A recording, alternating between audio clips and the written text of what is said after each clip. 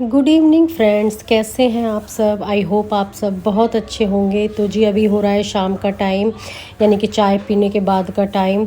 और मैं जो ये बर्तन हैं धुले हुए जो रखे हैं इनको अरेंज कर रही हूँ, क्योंकि उसके बाद ही मैं अपना जो शाम का रूटीन है वो शुरू करूँगी।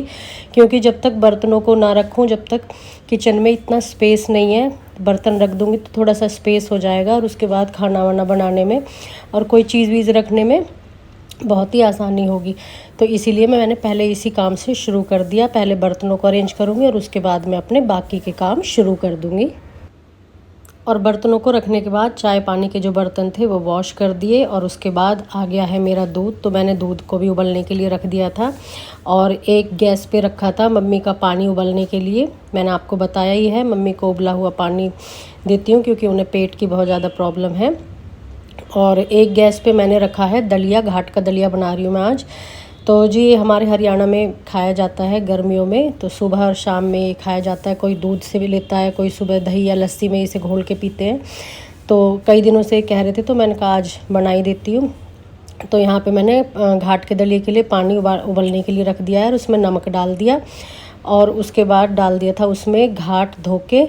और इतने ये उबलेगा, इतने मैं अपना आटा लगा के तैयार कर लूँ, क्योंकि तीनों जो गैस है वो बिल्कुल घिरे हुए हैं, तो सब्ज़ी तो अभी बन ही नहीं सकती। तो इसलिए मैंने कहा पहला आटा लगा लेती हूँ और उसके बाद फिर बाकी का काम शुरू करूँगी। तो लेडीज़ के लिए यही होता है कि जो थोड़ा समय है उसी में अपना काम कर लिया जाए, यानी कि एक काम हो रहा है उसके साथ ही दूसरे काम को अरेंज कर लेती है, जिससे कि काम करने में आसानी हो। और वैसे भी गर्मी इतनी ज़्यादा हो रही है, तो बस यही लगा रहता है कि जो भी थोड़ा सा टाइम मिले उसमें शाम के जो टाइम है किसी तरह काम को समेटा जाए। तो बस मैं इसी बात को मद्देनज़र रखते हुए आटा लगा रही थी। और यहाँ पे पीने वाला पानी भी मैंने भर के रख दिया था, क्योंकि लाइट आती जाती रहती है तो पानी को भर के रख लेते हैं ताकि खाना वाना बनाने में फिर इजी रहे। तो ये 2-3 बड़े बड़े पतीले हैं, इनको भर के रख देती हूँ। और ये एक टोकनी है, ये भी भर के रख लेते हैं पीने के पानी के लिए। तो इसे पलट देती हूँ फिर मैं मटके में।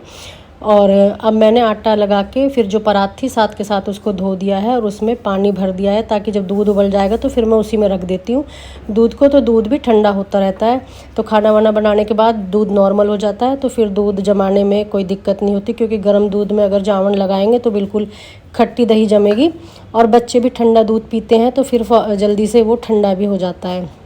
जैसे रूबजा वगैरह का दूध बनाती हूँ गर्मियों में, तो फिर आसानी रहती है। तो मम्मी का पानी उबल गया था तो वो मैंने साइड में उतार दिया है। और जो ये घाट का दलिया है, जब ये उबलता है तो इसमें ना झाग से आ जाते हैं ऊपर, तो फिर उनको उतारना पड़ता है। एक बार उतारने के बाद फिर दोबारा नहीं आते। तो दूध भी मेरा यहाँ पे गर्म हो गया था, तो मैंने उसे रख दिया पानी में और जाली रख दी थी ताकि जल्दी से वो ठंडा हो जाए। और किचन में से अब आ गई थी मैं सीधा मंदिर में, क्योंकि 6:30 बज गए थे और ये हो गया था मेरी पूजा का टाइम। तो सुबह शाम भगवान का नाम लेना चाहिए सभी को, क्योंकि इससे जो नेगेटिव एनर्जी है वो भी घर से दूर जाती है। तो इतना तो होना ही चाहिए कि सभी को सुबह शाम तो भगवान का नाम ज़रूरी लेना चाहिए। तो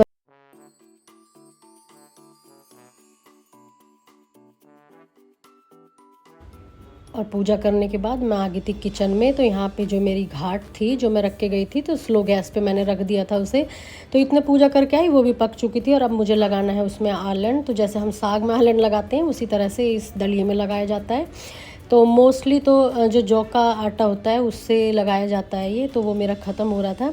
तो मैं सिंपली थोड़ा सा गेहूँ का आटा ले लूँगी और थोड़ा सा बेसन, और उसे पानी में मिक्स करके मैं इसमें डाल दूंगी, तो ये हमारा आलन हो जाएगा। कई लोग लस्सी में भी डाल देते हैं मिक्स करके, तो मैं पानी में ही मिक्स करके डाल दूंगी। तो अपने हरियाणा में ना ये इसी तरह का दलिया खाया जाता है, ठंडा होता है, मोस्टली गर्मियों में ही ये बनाया जाता है। और यही खान पान की आदतें हैं जो हमारे बुज़ुर्गों से हमें मिली है, यानी कि हमारे बड़े बूढ़ों से मिली है। तो इन्हीं को संजो के रखे हुए हैं और बनाते हैं ये चीज़ें। तो अच्छा लगता है कि भाई ये पुराने टाइम में ये बनता था, अब मम्मी बनाती हैं तो मुझे भी बता दिया, मैं भी बनाती हूँ। तो ऐसे ही पीढ़ी दर पीढ़ी ये चीज़ चलती जाती है कि भाई ये चीज़ें जो ट्रेडिशनल चीज़ें हैं कभी भी ये ख़त्म नहीं होती, और बहुत अच्छा लगता है। तो बस मैंने दलिया बना के रख दिया था और उसके बाद मुझे करनी थी सब्जी की तैयारी। बाकी मेरे जो काम थे वो हो गए थे। तो आज मुझे बनाना था लौकी का कोफ्ता। तो बच्चे मोस्टली खाते नहीं है लौकी की सब्ज़ी, तो बस मैंने कोफ्ते बनाने की सोची और मैंने घिया को ग्रेट कर लिया और अब मैं उसका पानी निचोड़ लूँगी। तो पानी निचोड़ने से उसमें बेसन भी कम लगेगा और जो कोफ्तों की शेप है वो भी बहुत ही अच्छी आएगी। और जो ये पानी है इसे मैं तरी बनाने में यूज़ कर लूँगी, ये भी बेकार नहीं जाएगा। तो कच्चा लौकी था, बहुत ज़्यादा पानी था उसमें, तो मैं सारे लौकी को इस तरह से निचोड़ लूँगी। और बहुत ही टेस्टी इसके कोफ्ते बनते हैं। तो बच्चे सब्जी खाने में तो आनाकानी करते, पर कोफ्ते वगैरह बहुत ही आसानी से खा लेते हैं।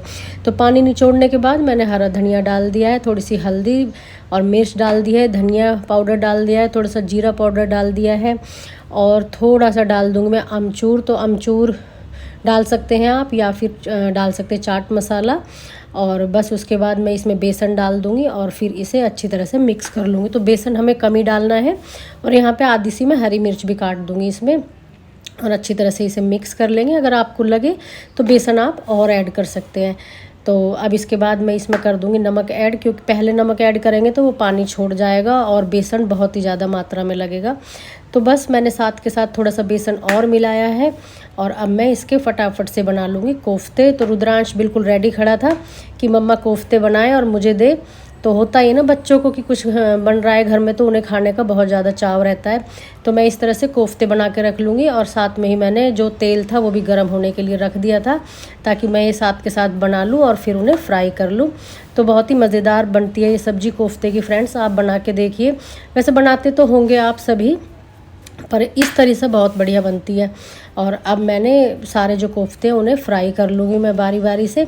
और अभी जो फ्लेम है गैस का वो मैंने हाई कर रखा है, लेकिन अभी मैं एक बार इन्हें अलट पलट करने के बाद इसको मीडियम कर दूँगी, ताकि ये अंदर से भी ना अच्छी तरह से पक जाएंगे। नहीं तो अगर हम हाई फ्लेम पे इन्हें फ्राई करते हैं तो ये अंदर से बिल्कुल कच्चे रहते हैं और ऊपर से इनका जो कलर है वो डार्क हो जाता है। तो मैंने थोड़ा सा फ्लेम मीडियम कर दिया है और वो इसी में पकते रहेंगे। तो इतने यहाँ पे कोफ्ते पक रहे थे तो वहाँ पे मैं अपनी ग्रेवी की तैयारी कर रही थी, प्याज वगैरह छील रही थी, लहसुन अदरक, तो उसकी मुझे प्यूरी बनानी थी। और अनिकेत मेरी हेल्प के लिए खड़ा था कि मम्मा आप ये मुझे कट करके दे दो और मैं इनकी टमाटो की और इसकी प्याज की प्यूरी बना दूंगा।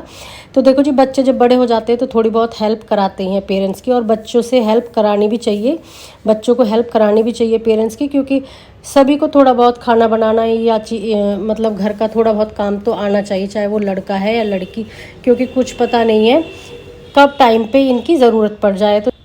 तो इसी तरह मैं सेकंड बैच के भी जो अपने कोफ्ते हैं उनको फ्राई कर लूँगी इसी तरह से।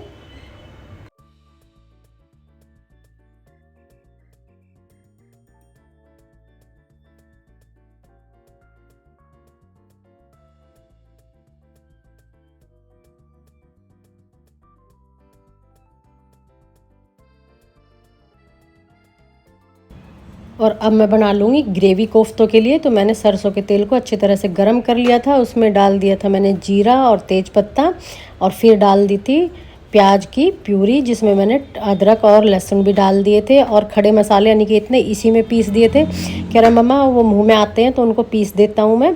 और 2 हरी मिर्च काट दी थी लंबी करके, और प्याज भुनने के बाद मैंने डाल दी थी टमाटो की प्यूरी। तो फ्रेंड्स, मेरे जो टमाटर थे वो अनिकेत ही लेके आया था, और बिल्कुल पीले टमाटर ये लेके आ गया था, और इसीलिए प्यूरी इसकी पीली है। और उसके बाद मैंने मसाले डाल दिए हैं, थोड़ा सा गरम मसाला, थोड़ा सा किचन किंग, थोड़ी सी हल्दी, थोड़ी सी मिर्च और थोड़ा सा जीरा पाउडर भी डाल दिया था, और थोड़ी सी कसूरी मेथी।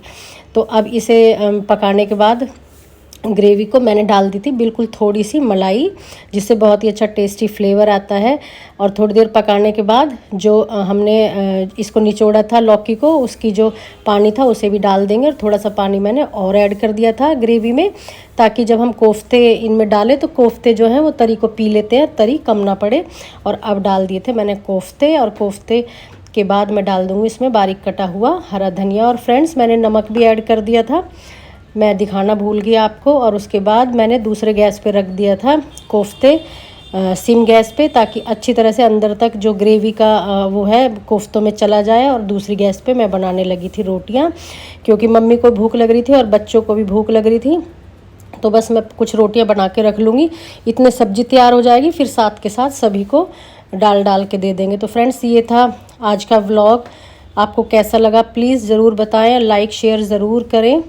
वीडियो को, और जो अपने सुझाव है कमेंट के ज़रिए मुझे ज़रूर बताएं कि मुझे क्या अपने चैनल अपने मतलब व्लॉग्स में आपको दिखाना चाहिए। मेरा मार्गदर्शन करें, क्योंकि आप लोगों की सपोर्ट की मुझे बहुत ज़्यादा ज़रूरत है।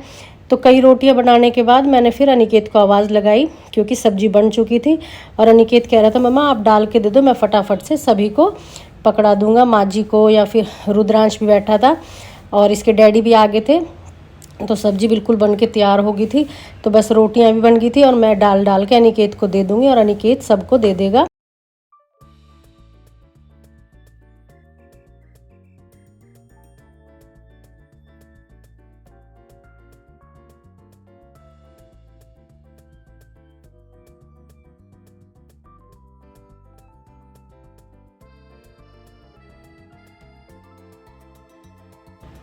और बस सभी को खाना देने के बाद यहाँ पे मैंने अपने लिए भी रोटियां बना ली थी और इसके बाद मैंने कर दी थी पूरे किचन की क्लीनिंग और खाना खा लिया था, दूध वूध जमा दिया था। तो फ्रेंड्स ये था शाम से रात तक का मेरा रूटीन, जो मैं फटाफट से अपना काम निपटाती हूँ।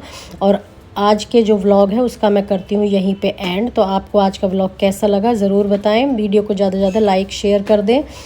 और गर्मी बहुत ज़्यादा हो रही है, अपना ध्यान रखिए। Take care, bye bye.